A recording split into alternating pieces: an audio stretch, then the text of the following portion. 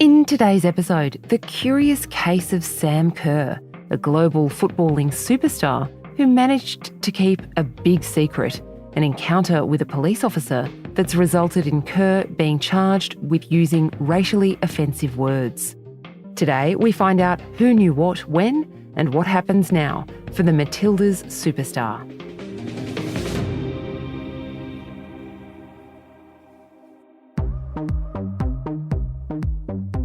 Sam Kerr with the 2 goals. Sam Kerr, Footballer of the Year. Chelsea, champions. Chelsea double their lead. And it's that combination again, finished off by Sam Kerr. Well done, Sam Kerr! Sam Kerr! I would not trade Sam Kerr for any player in the world. Sam Kerr is one of the best athletes, male or female, of our generation. That's the Australian's chief sports writer, Jessica Halloran, talking about a 30-year-old from Fremantle now at the top of the world in the world game. She really is quite the superstar and has been on this trajectory to being one of our best and most beloved athletes. We don't often hear from her. She doesn't tend to do big, extensive, in-depth television interviews or anything like that. So it's really what she shows us on the pitch which makes us love her. And I think if you saw that goal in the semi-final against England at the World Cup last year. And here's Sam Kerr. Kerr with the shot. Oh, I say, that's incredible! Well, I'm not on the voting panel, but that's the goal of the tournament. You could really see how amazing she was and how she, as a captain, could really lift up a team with her athletic ability, and the whole nation fell in love with her last year. But all through that time, Sam Kerr was keeping a secret. On Monday, Kerr appeared not in uniform, but in a t-shirt and blazer via video link at London's Kingston Crown Court. She pleaded not guilty to a charge of using insulting, threatening or abusive words that caused alarm or distress to a police officer. A charge sheet from London's Metropolitan Police at Scotland Yard said, Samantha Kerr, 30, of Richmond, was charged via postal charge requisition on the 21st of January with a racially aggravated offence under Section 4A of the Public Order Act, 1986.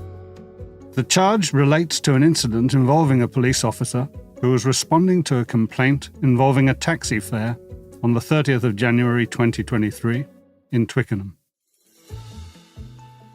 January 30, 2023 was previously better known for this. Danger here. Eve Charles again to cross. Kerr doesn't miss this time. Kerr, playing for Chelsea women, scored a hat-trick against Liverpool in the 4th round of the 2023 FA Cup. The allegation is that after that game, Kerr was involved in a dispute over a taxi fare and was spoken to by a police officer by the name of Lovell, who's now alleging she used racially abusive words. It is extraordinary that Sam Kerr was allegedly involved in this incident in January 2023 before our home World Cup. And so it's raising many questions around a cover-up.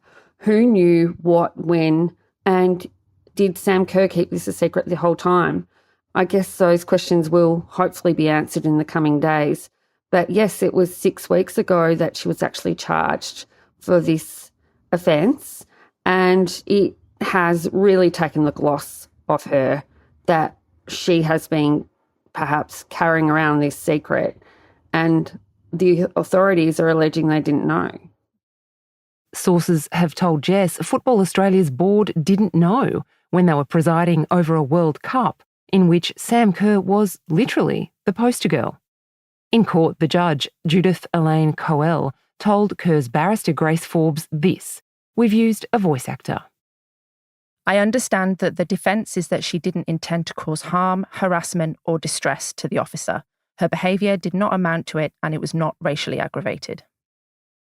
Kerr's matter is set down for a 4-day trial at Wimbledon Magistrates Court on February 1, 2025.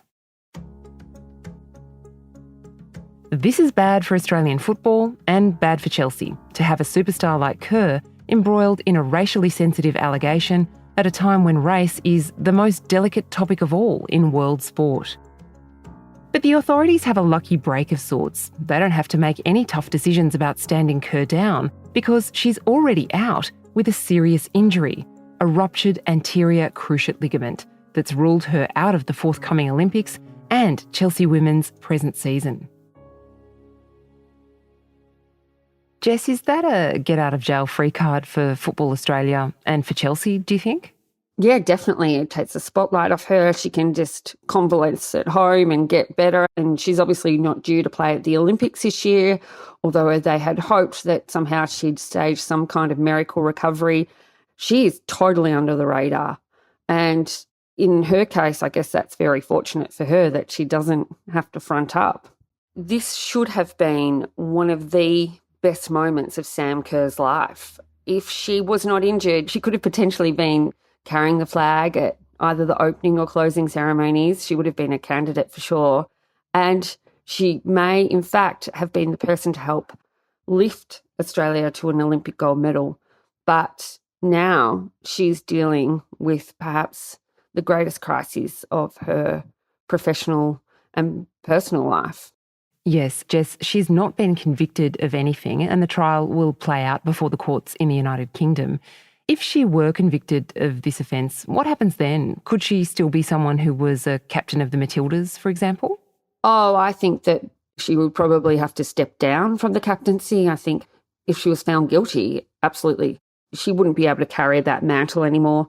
At the moment, the Matildas are being captained by Steph Catley, so I think that would be off the table for her. You can't get a much more wholesome brand than the Matildas, and their story is all the sweeter because just a few years ago, they were playing to tiny crowds in barren stadia with non-existent TV audiences. Sam Kerr's backflipping, acrobatic, ultra-charismatic style has been a big part of the stunning rise of women's sport as mainstream entertainment in Australia. The Matildas' semi-final at the World Cup was the most watched TV event of the year. Huge crowds turn out to see them beat obscure national teams on their path to Olympic qualification.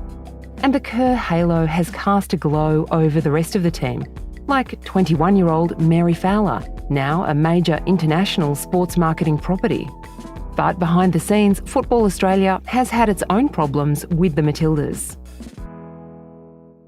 Now, I'm not alleging they have covered up this situation, but there's been cultural issues in the past. We've seen former Matilda, Lisa Devanna, speak out very passionately that she believes that there's deep cultural issues within that team. But her triumphs on the field masked years, she now reveals, of torment off it, sexualised bullying from when she was a teenager with the young Matildas. Have I been sexually harassed? Yes. Have I been bullied? Yes. Ostracised? Yes. Have I seen things that have made me uncomfortable? Yes. Her accounts of grooming and harassment have been backed up by other women. Now, at the time when she said so, a few years back, she was completely dismissed by the entire Matilda squad, who released a press release absolutely berating her for those allegations and saying there's no problems here. But if you've got the captain of the team carrying around this secret, then I think there needs to be a closer look at the culture.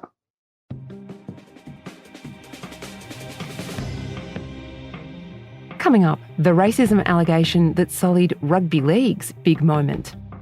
While I've got you, this is the kind of story the Australian subscribers read in unrivalled detail every day. You can check out our journalism right now at theaustralian.com.au, and we'll be back after this break.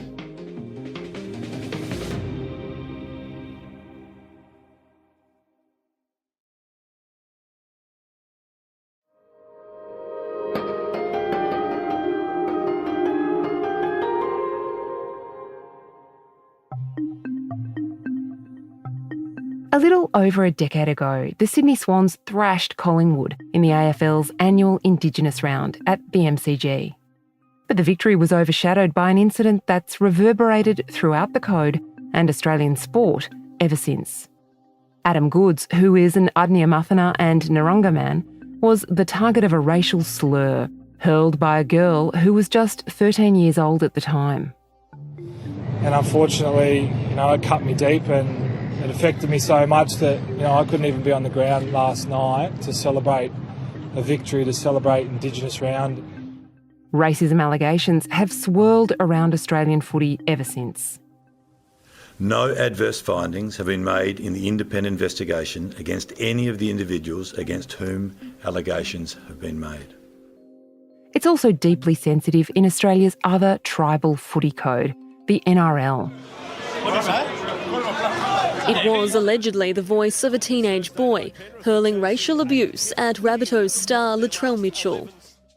Like concussion, racism is an issue sporting codes have tried to ignore for most of their history. But now, fans, parents and sponsors expect sporting administrators to do better. Because now there's a generation of players who were kids when Adam Goodes was copying it, and they are refusing to be silent. He called me a monkey. Let's go, we'll get on with it later. He called him a monkey. We'll get on with it. Do you want to make a formal complaint? Yes, I do. You do? Ezra's made a formal complaint that's racial in nature, okay? The incident goes on report. The NRL has just celebrated its spectacular opening weekend in Las Vegas. But this incident between a player with Pacifica heritage and an Indigenous player captured the headlines. The allegation is that Spencer Leniu called Ezra Mam a monkey. That's just an allegation at this stage, and just like Sam Kerr, Leniu has not been found guilty of anything. Leniu will face a judiciary hearing before the NRL's Match Review Committee at a date yet to be determined. But the case demonstrates the way this is changing as mainstream sports become more diverse. The complexity of interactions between individuals from Australia's multicultural communities means it's no longer enough to have a welcome to country before big matches. I didn't stand up for myself in high school. I'm a lot more confident. I'm a lot more proud about who I am and my culture. And I decided to stand up last night, and I'll continue to stand up. Because racism has no place in our industry, has no place in society, and hopefully any person out there that's been name called, has been verbally abused, can stand up for themselves after seeing what happened last night.